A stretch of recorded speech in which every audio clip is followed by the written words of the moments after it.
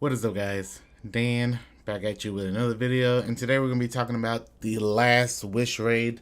Forsaken has been out for about a month now.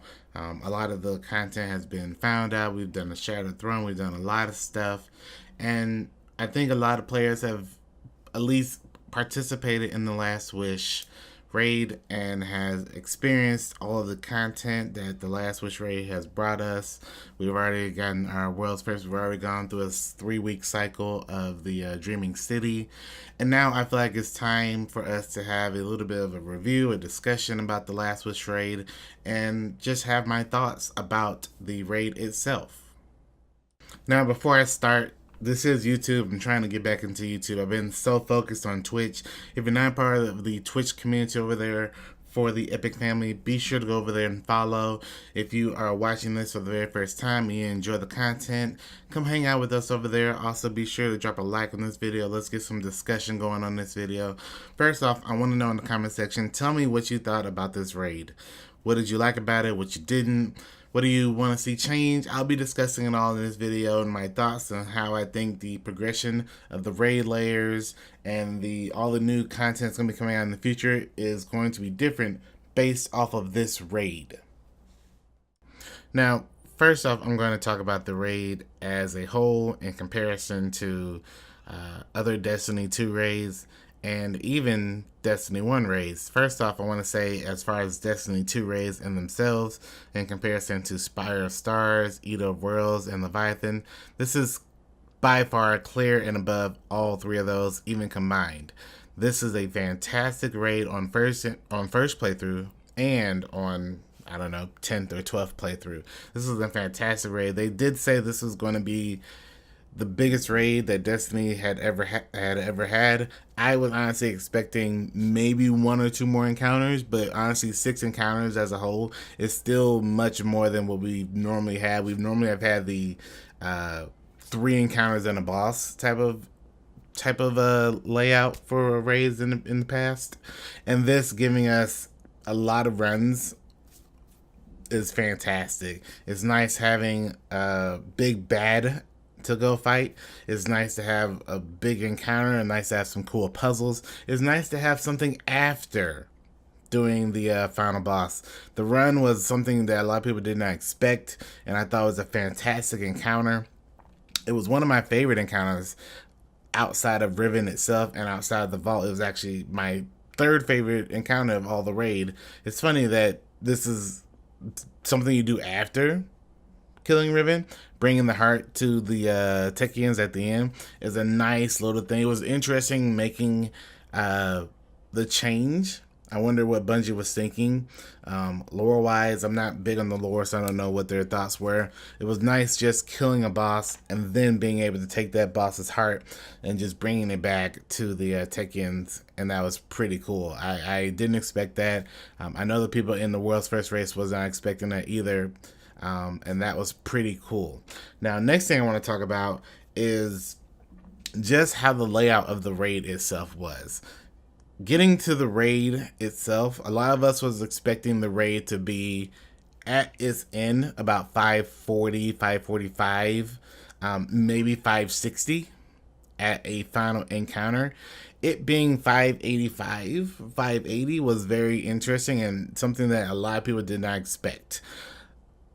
And the reason we did not expect that was because we expected to have a prestige raid coming after this. Every other raid that has come out has had a prestige version, a hard mode, a heroic mode, whatever you want to call it, has always been included about 3 weeks to a month after the base raid comes out. Last week we did find out, of course, that there will be no prestige version of this raid, which is interesting, but it also makes sense. I had a discussion on my Twitch channel plenty of days about the light level of this raid being not max level, because they would have to keep room for the light level increasing in the hard mode. It makes sense now that we're not going to have a hard mode because the philosophy of the raids and philosophy of Bungie themselves has changed, allowed them to maybe not have a hard mode. As much as it sucks not having a hard mode, it makes sense. Every other raid in Destiny 2, the Prestige Heroic hard mode version of it has sucked. Leviathan Prestige is terrible. Eater World's Prestige is terrible. Spire of Stars Prestige is terrible. The rewards from those raids are terrible. So makes sense in Bungie's eyes. Why not? Why even make a hard mode? If, at least for us, I'm not saying they can't make a hard mode, but there's nothing that they've made in quite a long time that has separated normal mode and hard mode outside of inflated difficulty. There's nothing that they can add, and I was thinking for a few days, how are they going to make hard mode or prestige mode different from normal Last Wish? And I am personally glad they're not giving us a hard mode. I was sad at first, but the more I thought about it, the more I talked with other people about it, the more I'm glad we're not getting a hard mode at all. This would be a terrible raid if it was just curated loadouts. I don't want them to do that. It would suck if the prestigeness of the raid was lessened because they gave us curated loadouts. And I know we can do as trans and all that stuff. I've seen those videos, but having curated loadouts in some of these encounters would be absolutely terrible. I'm glad you're not doing it, Bungie. I just hope you can give us more content in the future and figure out a way to make a challenge mode or something. Now, the one thing I think they've been able to add on top of the raid itself is, of course, the collections and the triumphs. That is where all of your challenges and your hard modes and everything else you want to add in is in there. You have a Petra's run, you have a flawless run, you have, doing the entire raid with everyone being warlocks, everyone being hunters, everyone being titans, everyone having everything be the same element. All that stuff is actually pretty cool, and I think it's a much better way to add additional content on top of the raid itself for players that want to play it more than once. If you can't figure out a way to make the rewards worth it for multiple difficulties, just don't do it. So there was a lot of people who had a lot of complaints about the power level requirements of the raid from launch day and for the first week or two. And I was under the impression that a lot of people were just upset that they just couldn't do the raid, but I wondered why they were upset for doing it at launch until I noticed that the overall amount of people got really unlucky with drops. And one thing I don't understand and one thing I don't agree with is the scaling of a lot of the power drops. If you don't know, the raid was, say, entry level was 520 to get into the raid. So a lot of people are under the expectation that's what the beginning of the raid was going to be. But the raid itself, first encounter was 560, 565. So a lot of people, I think every single person went in under leveled and saw at least red swords and maybe red skulls throughout the entirety of the raid. That made the entry level for a lot of players very, very small. Myself and my team got about 2 encounters in about, 13 hours, and we got really gear checked on Shiro Chi because we were so under level. She was like a 570 encounter, most of us were 540, 545, so we were doing about 20% less damage on this encounter that was very time based, and you had to do a lot of damage in about 15 seconds, and you had to do it a bunch of times, and you had to have a lot of heavy and had a lot of ammo. Granted, this was day 1, so a lot of people weren't fully spec'd out for a lot of gear, so you had a lot of less heavy ammo drops, you had a lot less special ammo drops, and a few runs you just ran out of ammo. You couldn't do the damage with a primary at the end to kill her, and for a lot of people that's very frustrating. However, I'm on the other side of that where I kept saying and I kept believing that the raid long term is going to be better for this. A lot of people are still not max level, which is 600. A lot of people can't even still kill Riven. That is, unless you do the cluster bomb strat, but we'll talk about that in a minute.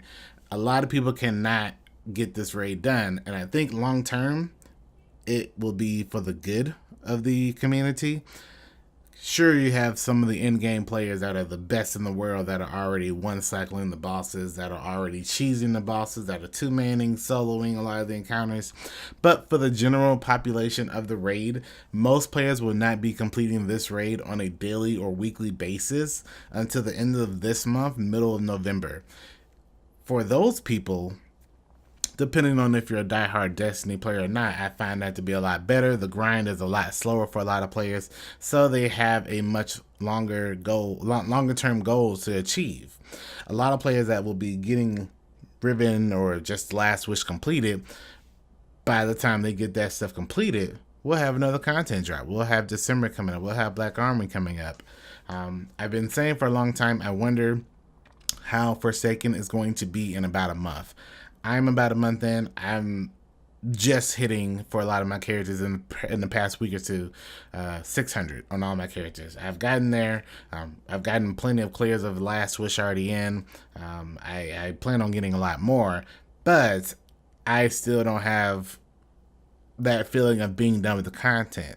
I think Last Wish and a lot of Forsaken is doing a much better job of, I guess you can kind of say, artificially inflating a lot of the content or the grind, and I don't think there's a problem with it if it's done well.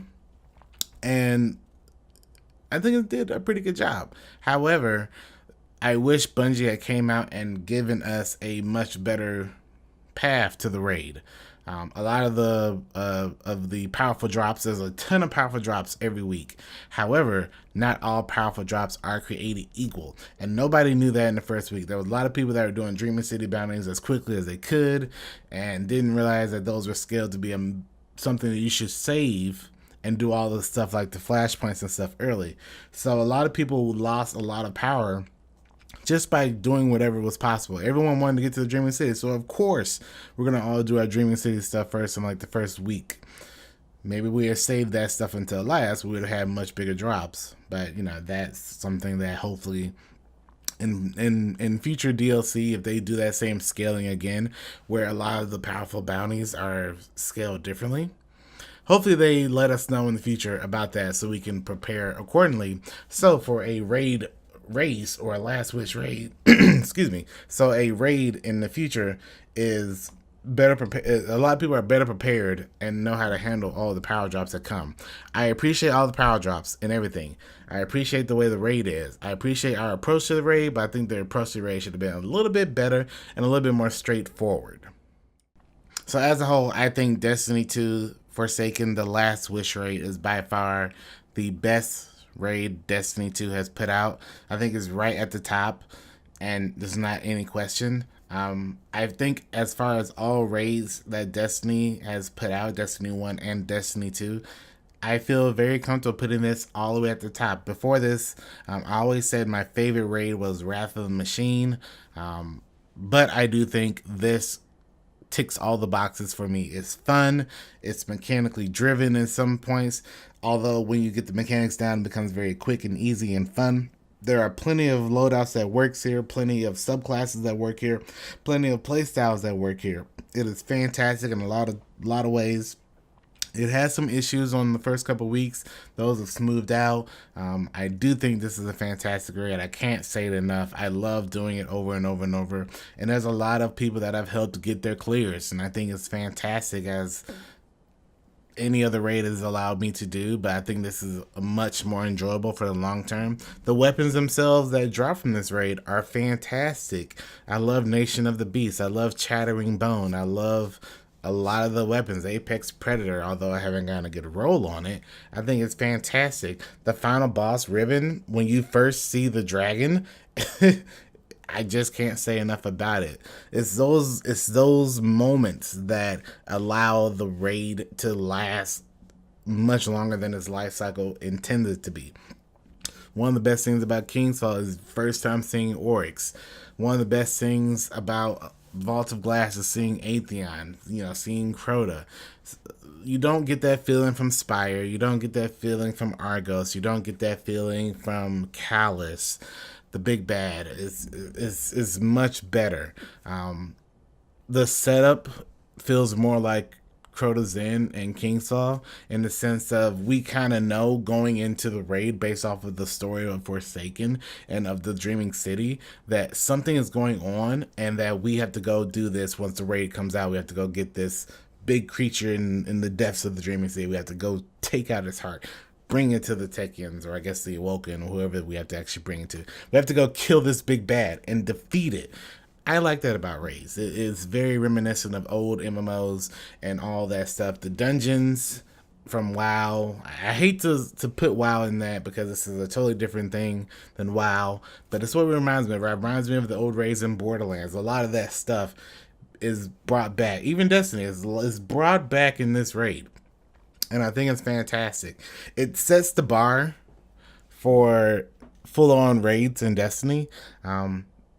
I hope that the next raid from the raid layers in Black Army, I just hope that we get something continuing on Dreaming City, although I've heard some rumors that the next raid or the raid layer is going to be on Earth, which is, I mean, it's not bad, but I hope that this raid does not become irrelevant in the next 4 to 5 months.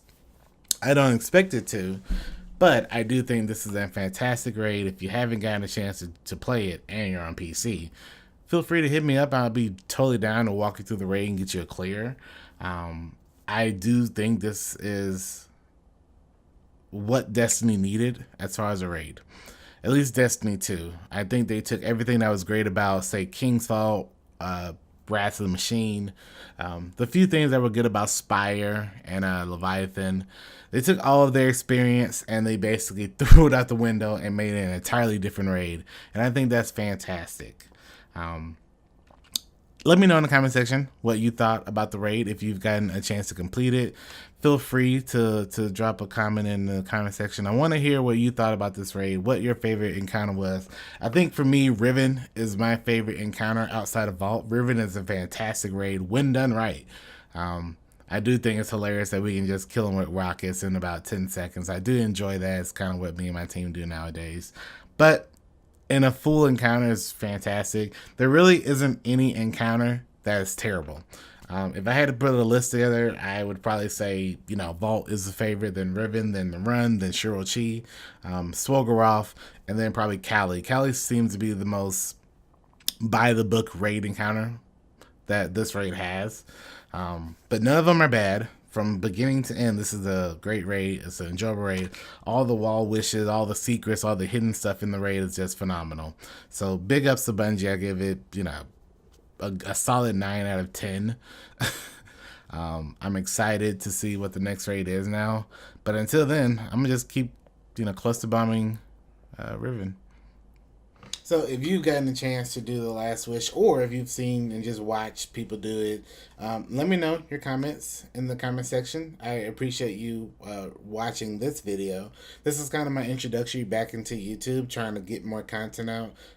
I do stream pretty much every day, so if you want to follow me over at twitch.tv/EpicDan22, be sure to do that. At least try to get 1 or 2 YouTube videos out every week now. A lot of it will be Destiny based because there's a lot of stuff I want to talk about. A lot of stuff I have talked about that I should probably do on YouTube as well. So if you like this video, be sure to rate, comment, and subscribe because that's apparently what you have to do on YouTube now. I do appreciate your time, and I will see you all soon.